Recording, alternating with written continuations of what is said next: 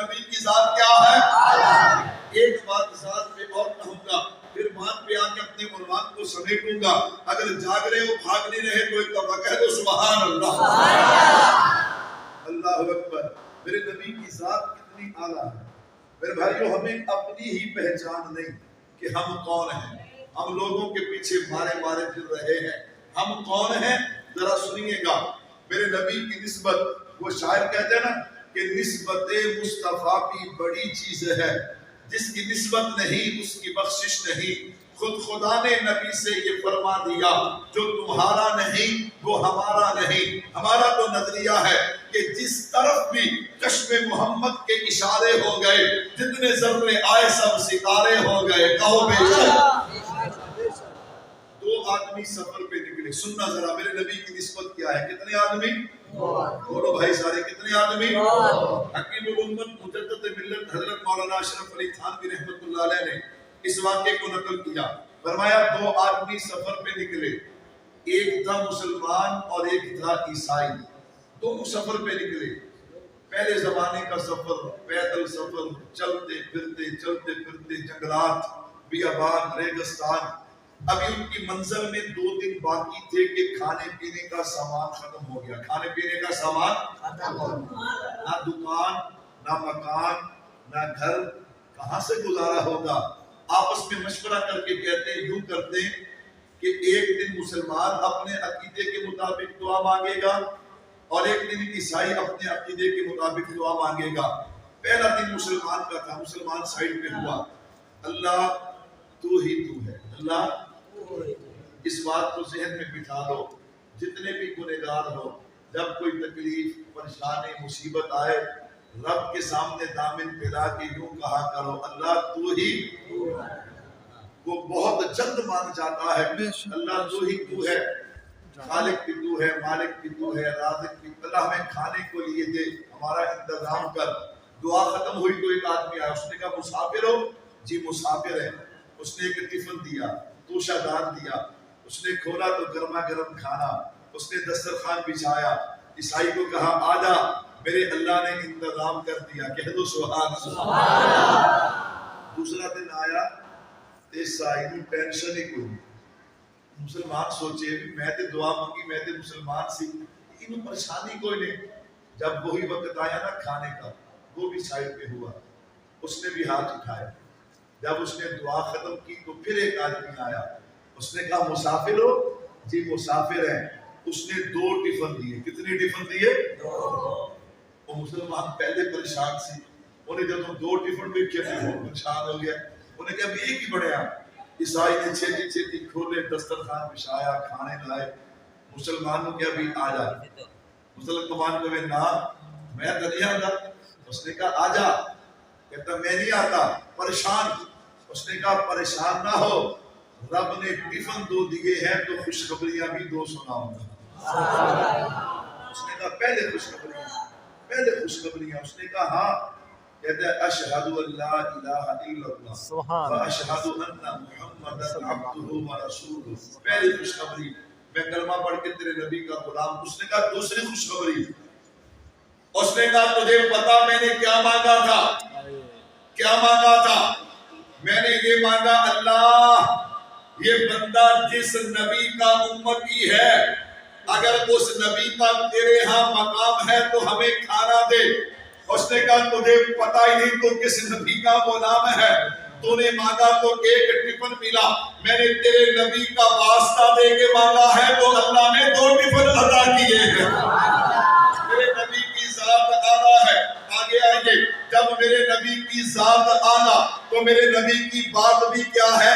اعلیٰ ہے۔ میرے بھائیوں توجہ کیجئے گا، نبی کی ذات بھی اعلیٰ، میرے نبی کی بات بھی اعلیٰ۔ اب میں نظریہ دینے چلا، صرف 15 سے 20 منٹ مجھے آپ کی توجہ چاہیے۔ میرے بھائیوں توجہ رکھنا، میرے نبی کی بات، میں نے کہا نبی کی بات کے بارے میں کیسا نظریہ ہونا چاہیے؟ ایسا نظریہ ہونا چاہیے، ابھی رات ہے نا، ہمیں رات کے اندھیرے پہ اتنا یقین نہیں جتنا اپنے نبی کی بات پہ یقین ہے، کہہ دو بے شک۔ نبی کی بات پہ کیسا یقین ہونا چاہیے؟ اللہ نے میرے محبوب کو 4 بیٹے دیے. کتنے بیٹے دیے؟ 4. اور 4 بیٹیاں دی. کتنی بیٹیاں دی؟ توجہ میری طرف رکھیے گا. میرے محبوب کے کتنے بیٹے ہیں؟ 4. بعض فرماتے ہیں طیب طاہر. یہ علیحدہ بیٹے نہیں، یہ ان کے لقب ہیں. نام ان کا عبداللہ ہے. چلو اللہ نے اپنے نبی کو 3 بیٹے یا 4 بیٹے، لیکن بیٹیاں کتنی دی ہیں؟ 4. سارے بولو کتنی دی ہیں؟ 4. میرے بھائیو وقت نہیں، وگرنہ میں اس پہ دلائل دیتا. جو لوگ آج انکار کرتے نعوذ باللہ نبی کی 1 بیٹی ہے، میں نے کہا انہی کی کتاب حیات القلوب اٹھا کے دیکھ، نہج البلاغہ اٹھا کے دیکھ، جلاء العیون اٹھا کے دیکھ. سبھی کتابوں کے اندر یہ حوالہ جات موجود ہیں کہ نبی کی 1 بیٹی نہیں بلکہ نبی کی کتنی بیٹیاں؟ 4 بیٹیاں ہیں. یاد رکھنا 3 بیٹے اور 4 بیٹیاں. یہ اماں خدیجہ الکبریٰ رضی اللہ تعالی عنہا کے وطن سے ہیں. 1 بیٹے جن کا نام حضرت ابراہیم ہے رضی اللہ تعالی عنہ، یہ حضرت ام المومنین اماں ماریہ قبطیہ رضی اللہ تعالی عنہا کے وطن سے ہیں. اللہ نے بیٹا دیا، واپس لے لیا، میرے اللہ کی رضا ہے. لیکن ماں ہے نا، اللہ کے نبی جب بھی گھر جاتے حضرت ماریہ اپنے بیٹے کو یاد کر کے رونا شروع کر دیتی. توجہ رکھنا، نبی کی بات پہ کیسا ایمان ہونا چاہیے، کیسا یقین ہونا چاہیے. ایک دن میرے نبی کی رحمت کا دریا جوش میں تھا. اللہ کے نبی نے فرمایا ماریا اگر تو کہے نا میں اپنے اللہ سے دعا کرتا ہوں، اللہ آسمان کے پردے ہٹا دیتے ہیں اور تو اپنی آنکھوں سے دیکھ لے کہ ہمارا ابراہیم جنت میں کھیل رہا ہے اور حوریں اس کی پرورش کر رہی ہیں. حضرت ماریا فرماتی ہے اللہ کے نبی بس اب مجھے ضرورت نہیں ہے، آج کے بعد میرا رونا بند ہے. وہاں سے آپ اٹھی، عورتوں کے پاس گئی. عورتوں کو جب یہ بات سنائی نا، عورتیں کہنے لگی ماریا تو نے کیا کیا؟ تجھے دعا کروانی چاہیے تھی تاکہ تو کائنات کی پہلی عورت ہوگی جس نے زمین پہ رہ کے اللہ کی جنت کا دیدار کیا ہے. حضرت ماریا فرماتی ہے ایک نظریہ تمہارا ہے، ایک نظریہ میرا ہے. میں دعا کرواتی آسمان کے پردے ہٹ جاتے. اس کا مطلب یہ ہے مجھے اپنی آنکھ پہ یقین ہے، نبی کی زبان پہ یقین نہیں. دنیا والوں ماریا کی آنکھ دھوکہ کھا سکتی ہے لیکن نبی کی زبان پہ آئی ہوئی بات کبھی غلط نہیں ہو سکتی. میں نے کہا یہ نظریہ ہے، اس لیے میں نے کہا ہمیں رات کے اندھیرے پہ اتنا یقین نہیں جتنا اپنے نبی کی زبان پہ یقین ہے. اس نبی نے کیا فرمایا سننا ذرا، خلاصہ دے رہا ہوں، نچوڑ دے رہا ہوں. میرے محبوب نے فرمایا اللہ اکبر. میرے محبوب نے فرمایا دنیا والوں میرے بعد قیامت تک 30 جھوٹے نبوت کے دعوے دار پیدا ہوں گے. کتنے؟ 30. فرمایا وہ سب کے سب دجال ہوں گے، کذاب ہوں گے، جھوٹے ہوں گے. میں اعلان کر کے جا رہا ہوں انا خاتم النبیین لا نبی بعدی، میں اللہ کا آخری نبی ہوں، اب میرے بعد قیامت تک کوئی نیا نبی پیدا نہیں. حضرت عیسیٰ علیہ السلام پیدا ہو چکے ہیں، قرب قیامت آئیں گے، نبی بن کے نہیں میرے نبی کے امتی بن کے آئیں گے.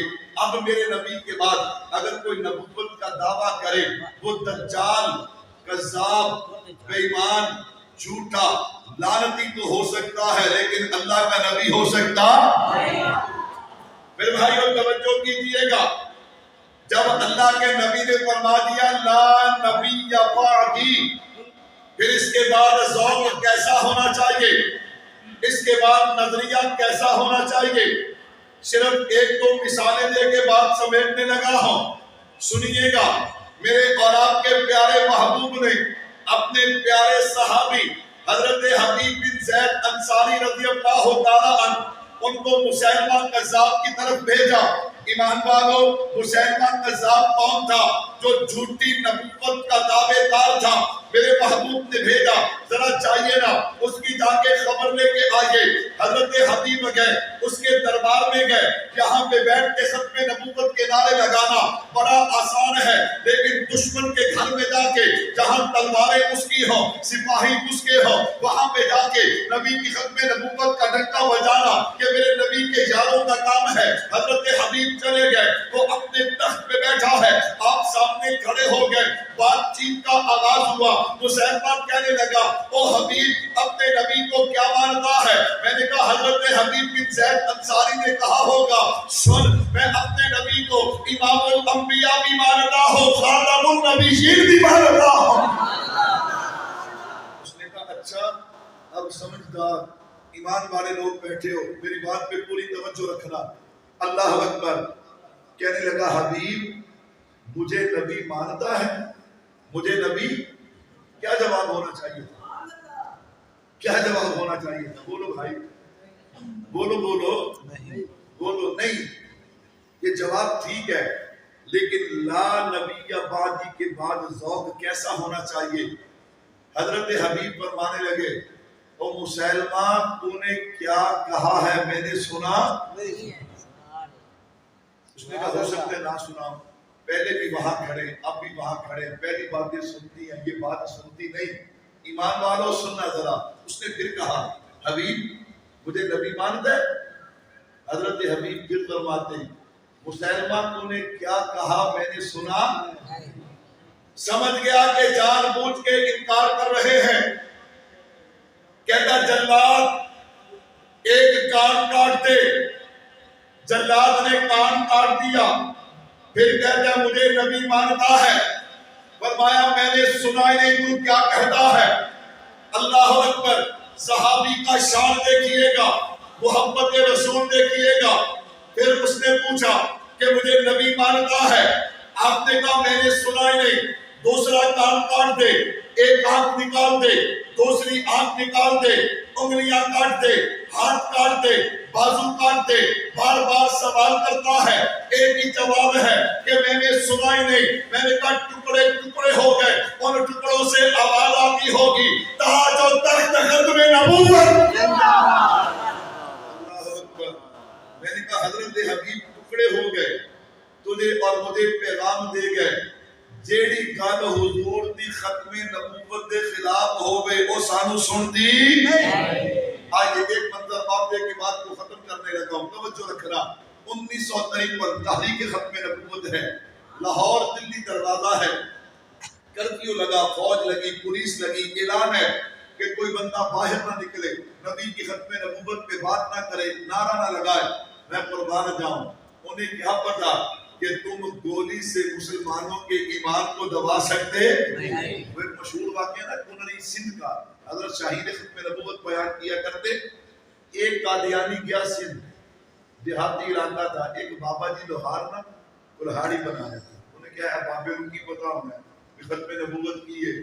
اللہ اکبر، وہ جا کے شروع ہو گیا نعوذ باللہ اپنے جھوٹے نبی دیاں تعریفاں کرتا رہا کرتا رہا کرتا رہا۔ بابا جی نے کلاڑی بھی تیز کر لی، تکھی کر لی، کھڑے ہو کے نا کلاڑی ایک سجی کی تھی، کہا یا تو تیری گردن اتار دوں گا یا اپنے نبی کو گالیاں دینی شروع کر۔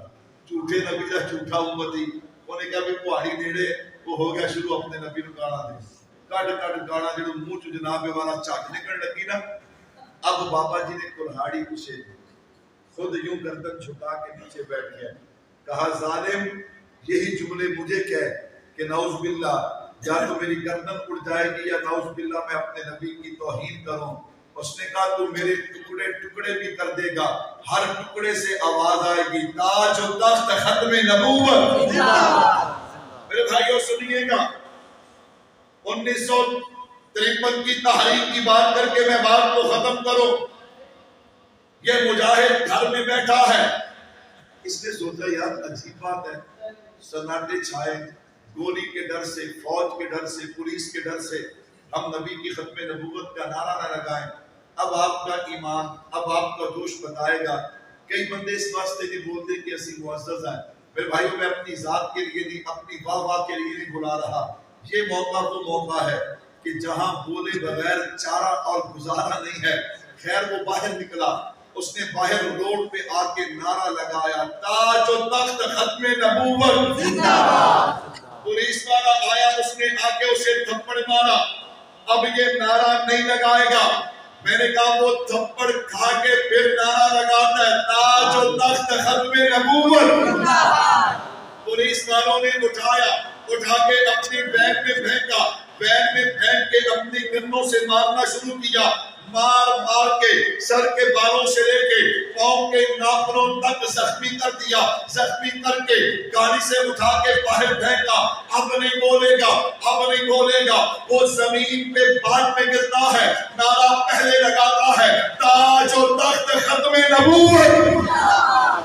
अदालत में ले गए, जज को बताना नहीं पड़ा, जज के सामने गया ना, उसने नारा लगाया, ताज और तख्त खत्म नबूवत जिंदाबाद। जज कहते 1 साल सजा, उसने फिर नारा, 2 साल, फिर नारा, 3 साल, फिर नारा, 4 साल।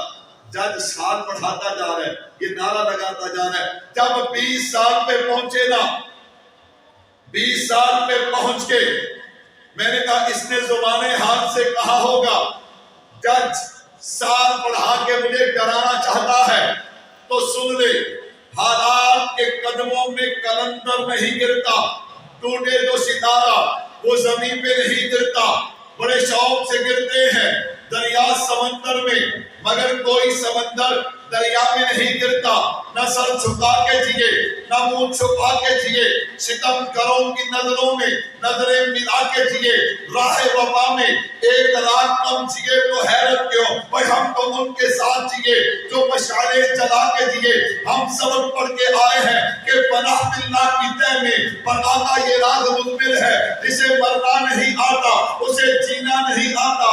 जज कहता है सजाए मौत, इसने मुस्कुराना शुरू कर दिया, कहता तुझे रिहा नहीं किया, तुझे सजाए मौत दी है। उसने कहा तुझे क्या पता मौत किसे कहते हैं, जिंदगी किसे कहते हैं। वला तक़ूलू लिमन युक़तलू फी सबीलिल्लाहि अमवात बल अहयाउ वलाकिन ला तशऊरून। उसने कहा सुन, हम तो यूं कहते हैं, एक यूं भी इबादत होती है, हम यूं भी इबादत करते हैं, नाम से रसूल अकरम की जाने के इबादत करते हैं। जीने का हमें कुछ शौक नहीं, मरने की हमें कुछ फिक्र नहीं, वो मर के भी जिंदा रहते हैं जो हक की हमायत करते हैं।